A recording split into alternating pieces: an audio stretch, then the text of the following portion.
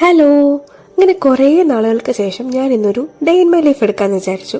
അങ്ങനെ രാവിലെ എഴുന്നേറ്റ് മുറ്റത്തോട്ട് ഇറങ്ങി ചെന്നപ്പോഴത്തേക്ക് കാണുന്നത് ഇത്രയും അടിപൊളിയായിട്ട് പൂത്ത് നിൽക്കുന്ന റോസാപ്പൂക്കളാണ്. എന്ത് ഭംഗിയുണ്ടല്ലേ! രാവിലെ തന്നെ ഒരു പോസിറ്റീവ് എനർജി. അങ്ങനെ പ്രകൃതി ഭംഗിയൊക്കെ ഒന്ന് ആസ്വദിച്ച് കഴിഞ്ഞിട്ട് നേരെ പോയിന്ന് ഫ്രഷ് ആയി വന്ന് ഫുഡ് കഴിക്കാമെന്ന് വിചാരിച്ചു.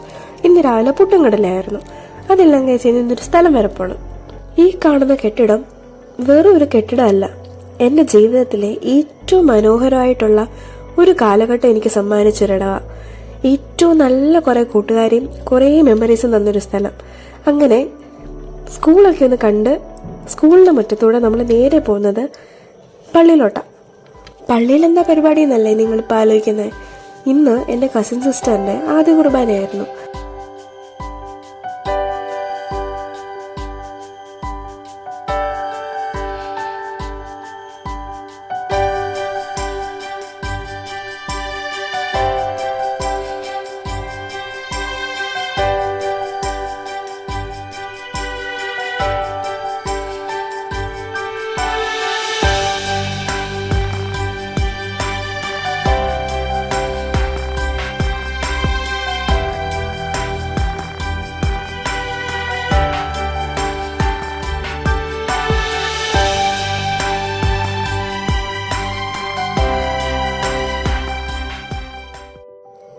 ഈ ഫോട്ടോയിൽ സ്പെക്സ് വെച്ചിട്ടുള്ള ആളാണ് എൻ്റെ കസിൻ സിസ്റ്റർ.